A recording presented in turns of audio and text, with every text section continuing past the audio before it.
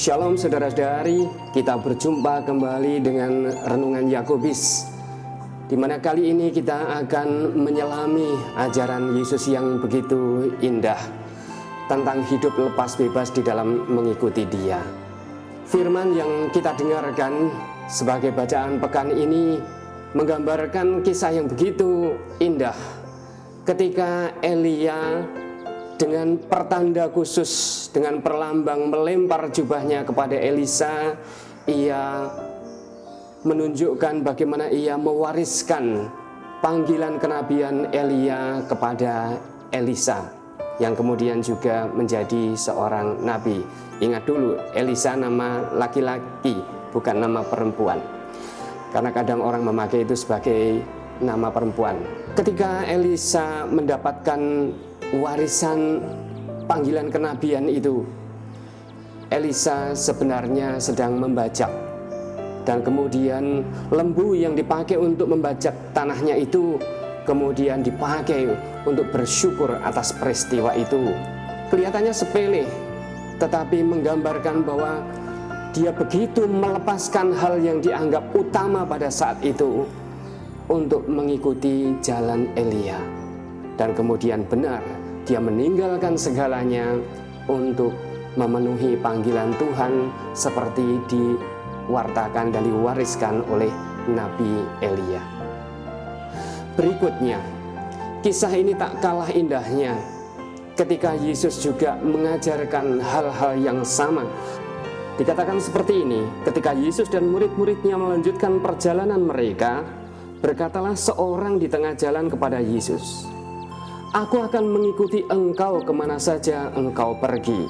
Yesus berkata kepadanya, "Serigala mempunyai liang dan burung mempunyai sarang, tetapi anak manusia tidak mempunyai tempat untuk meletakkan kepalanya." Siapakah manusia yang tidak memerlukan kenyamanan? Banyak orang pengen kenyamanan, pengen kemapanan. Tetapi ternyata itu bukan menjadi sesuatu yang memperlancar untuk mengikuti jalan Tuhan. Karena kemudian orang sering terbelenggu oleh kenyamanan. Karena itu Yesus mengatakan, serigala mempunyai liang dan burung mempunyai sarang, tetapi anak manusia tidak mempunyai tempat untuk meletakkan kepalanya. Bahkan Tuhan pun tidak punya tempat untuk meletakkan kepalanya. Lalu ia berkata kepada seorang yang lain, "Ikutlah aku." Tetapi orang itu berkata, "Izinkan aku pergi dulu menguburkan bapakku." Menunggu bapaknya dikubur itu artinya menunggu urusan keluarganya selesai. Apakah bisa selesai urusan keluarga? Biasanya bersambung-sambung dan tidak selesai-selesai. Pertanyaannya, kapan bisa mengikut Tuhan kalau memang menunggu semua urusan keluarga selesai? Berikutnya, dan seorang lain lagi berkata, "Aku akan mengikuti engkau Tuhan, tetapi izinkan aku pamitan dulu dengan keluargaku." Barangkali senada dengan yang saya katakan sebelumnya tentang ikatan kekeluargaan.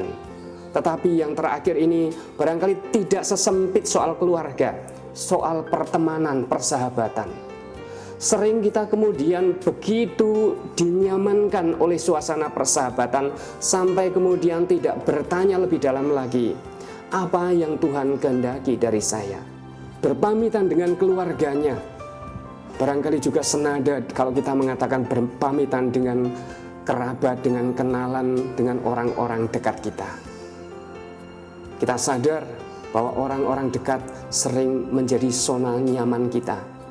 Karena itu media sosial, Facebook, Twitter, WhatsApp, apapun begitu laris di hati kita karena membuat kita nyaman ada pertemanan. Tetapi itu pun sering menjadi kendala bagi kita untuk bisa dengan jernih melihat dan menjawab apa yang Tuhan kehendaki dari kita. Untuk itu Tuhan memberi pesan yang kelihatannya radikal, keras, tetapi maksudnya jelas. Hendaklah kalau Anda mengikuti Tuhan dengan hati yang lepas bebas. Mungkinkah ini di zaman kita? pada saat ini kita ditawari sekian banyak kenyamanan hidup. Kerja keras kita kadang kita bayang-bayangkan untuk membuat hidup kita nyaman.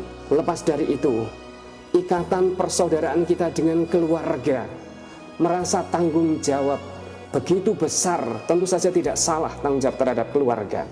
Tetapi kadang kita berpikir bahwa itulah the only thing, satu-satunya hal yang harus kita kejar mati-matian. Pada kesempatan lain, kadang kita juga begitu diikat oleh ikatan-ikatan pertemanan, bahkan sampai bergerak untuk lebih kritis dalam melihat kehidupan pun kadang sampai terbelenggu, tidak mampu.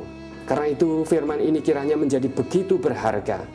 Saudara-saudaraku sekalian, Yesus menyimpulkan dengan kata-kata yang sangat kuat ini. Setiap orang yang siap untuk membajak tetapi menoleh ke belakang tidak layak untuk kerajaan Allah. Apakah itu artinya?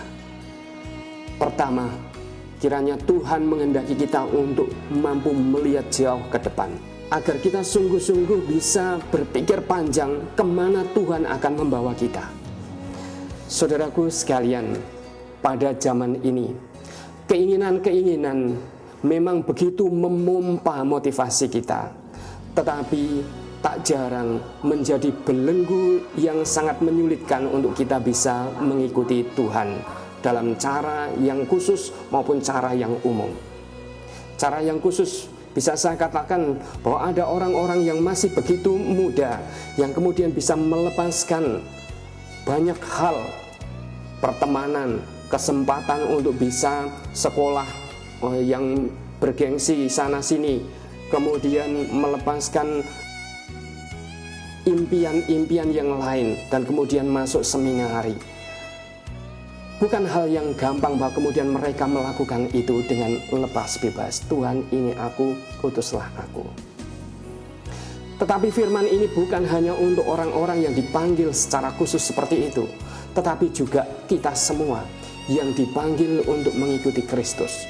Belajar menjadi lepas bebas, tidak menjadikan keinginan-keinginan kita sebuah ukuran tunggal untuk dikejar, tidak menjadikan ikatan kita dengan masa lalu sebagai bekal yang utama dalam kehidupan, tetapi mengandalkan Tuhan dalam perjalanan. Saudaraku, ini tidak mudah, tetapi sekali lagi kita perlu ingat, Roh Kudus yang memberi kekuatan untuk melakukan semuanya itu. Semoga kita sekalian dalam peziarah hidup ini mampu menemukan makna yang lebih mendalam dari relasi kita dengan Tuhan, mampu melepaskan diri dari ikatan-ikatan kita dengan dunia, dan pada akhirnya mengikuti Tuhan dalam jalan yang membawa kita kepada kerajaan-Nya yang membahagiakan. Amin.